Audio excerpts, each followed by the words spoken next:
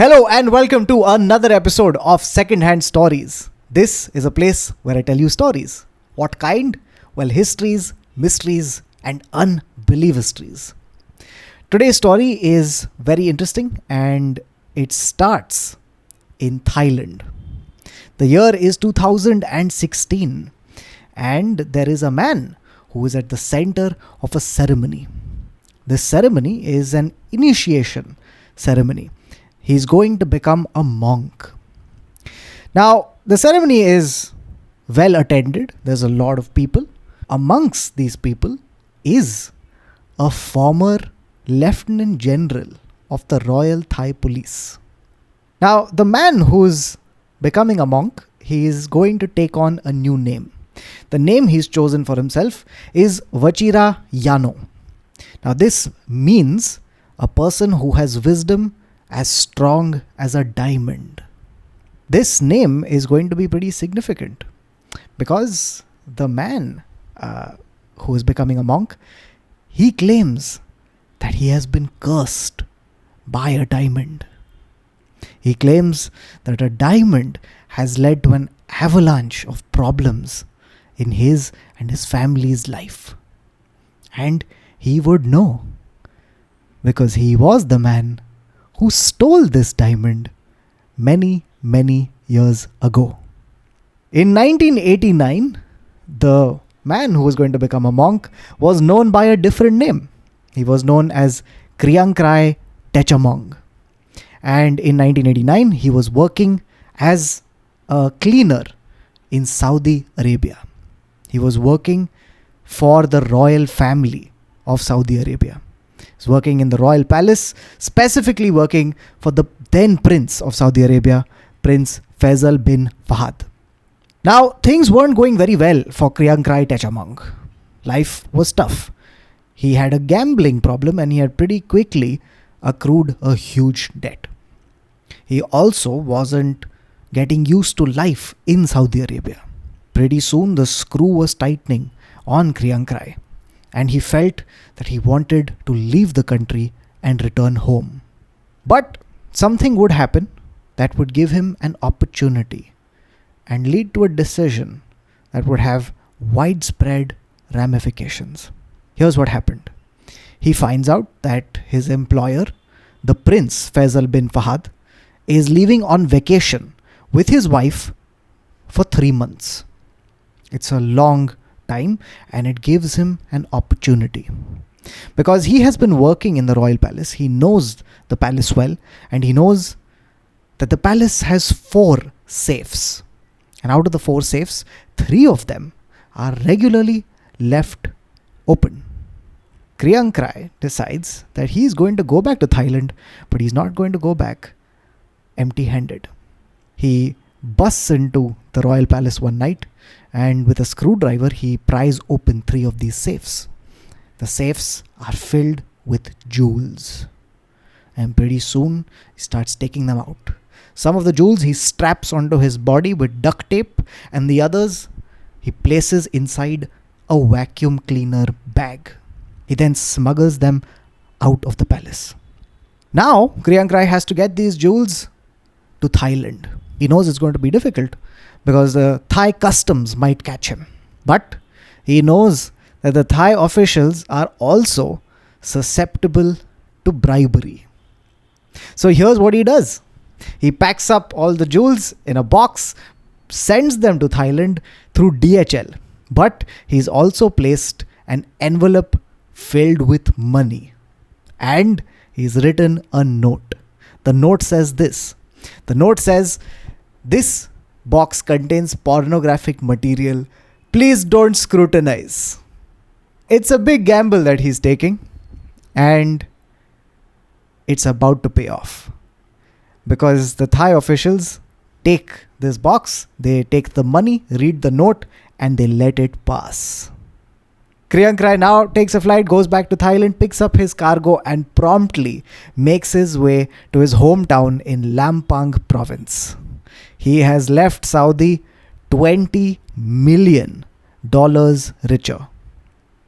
And what he doesn't know is that there's going to be a trail of blood that follows. Kriyankrai Tachimong has picked up his cargo, headed to Lampang province, and now he begins the attempt to sell these jewels. It's hard because they are stolen gems and he doesn't want to arouse too much suspicion. So he starts selling them at a lower cost. News starts spreading that there is a man with a lot of jewels and he's giving them at a bargain. Many gem dealers hear about this. One gem dealer in particular, a man called Santi Sithanakan, hears about this and contacts Kriyankrai. He offers to buy the bulk of the jewels for a fraction of their cost. And Kriyankrai agrees. Santi then collects all the jewels and begins selling them to his buyers. Meanwhile, in Saudi, officials have found out that they have been robbed. They also know that Kriyankrai is missing. They put 2 and 2 together and they realize what has happened. They immediately contact the Thai authorities and they inform them of the theft. The Thai police swings into action. A team led by Lieutenant General Chalor Kurthes gets onto the case. Chalor Kurthes immediately manages to locate Kriyankrai in Lampang province and arrests him. Kriyankrai, not being a hardened criminal, quickly divulges the name of Santi Sithanakan. The police promptly go to Santi, they arrest him, and he immediately gives up all his buyers. The Royal Thai Police has acted swiftly, and pretty soon they've collected all these jewels. Then they decide to fly to Saudi Arabia and return the stolen goods. This would be where the story should have ended. But if it ended there, I wouldn't be telling this to you. So it did not end there. Here's what happened. A team led by Chalor Kurthes takes all the jewels and they fly to Saudi. Then they don't just hand the jewels over. They decide to do this in a public ceremony. This is a public ceremony that they have decided to put up to illustrate how efficient the Royal Thai Police is and also to illustrate how much they value the diplomatic relations between Saudi and Thailand. It is crazy that they decided to do this, especially considering what happens next. Because they hand over the jewels, the Saudis are extremely pleased. They look at the jewels and when they see what has been given to them, they are shocked. Because the Thai police has not even given all the jewels back. And the part of the jewels that have been returned, out of that, most of the jewels are fake. Most conspicuously, there is one jewel missing. It is a rare blue diamond. This is a 50 carat diamond that is the size of a chicken egg. To make matters worse, around this time, Thai newspapers begin printing a couple of photographs. They are photographs of the wife of a senior Thai official, and she's at a charity gala, and around her neck is a necklace that looks remarkably similar to something that used to be in the safe of the Saudi prince. The Saudis are now angry, they are incensed, and they decide to take matters into their own hands. Here's what they do. They decide to send 3 diplomats to Thailand to investigate the case. In addition to these 3 diplomats, they also send a 4th man. This guy is a businessman who's very close to the royal family, and he's going there on their behalf. The 4 men reach Thailand, but things are going to end very badly for all of them. On 1st February 1990, the 3 diplomats are murdered. First, one man is killed, and 10 minutes later, the other 2 are shot dead. They are killed execution style in Bangkok. And then a month later, the 4th man, the businessman, he disappears. He vanishes without a trace. Earlier, the Saudis had been wronged, then they were insulted, and now they're threatened. The Saudis are incredibly upset with what is happening, and they act swiftly and decisively. Here's what they do. They immediately downgrade diplomatic relationships with Thailand. They start deporting Thai workers. Hundreds and thousands of Thai workers were sent back to Thailand. Immediately, all trade is stopped and travel and tourism comes to a halt. In addition, they send one more diplomat to Thailand. This man's name is Mohammad Syed Khoja. And if you ask me, if you're looking for a blue diamond, then I guess the guy you should send is a Khoja. So they send Mohammad Syed Khoja, and he's a straight-talking, no-nonsense man who starts investigating the disappearance of the businessman and the murder of these 3 diplomats. Pretty soon, he comes to a conclusion. He says that the harm that came to these men came because of the Royal Thai Police. He says that the men were harmed because they had gathered sensitive information regarding the blue diamond. Now, he does this very undiplomatically by giving numerous interviews to a lot of high-profile news agencies. In every interview, he would place a gun on his table to illustrate how threatened he felt in this country. These allegations that Mohammad Syed Khoja was putting out would be refuted by Thai agencies and the police. They would say that this is not true. But Mohammad Syed Khoja was adamant that he was right. Then in 1994, the case takes another turn. Here's what happens. You remember the gem dealer Santi Sitanakan? Well, it turns out that he was linked to a lot of high-profile Thai officials. Not just that, he was also linked to officials in the Thai police. He had sold these jewels to these buyers and he had vital information. And so in 1994, he, along with his wife and son, are abducted. He was later found and put under military protection. His wife and son, however, weren't so lucky. Their bodies would be found in a car on the highway. And authorities would later say that they died because a truck hit their vehicle.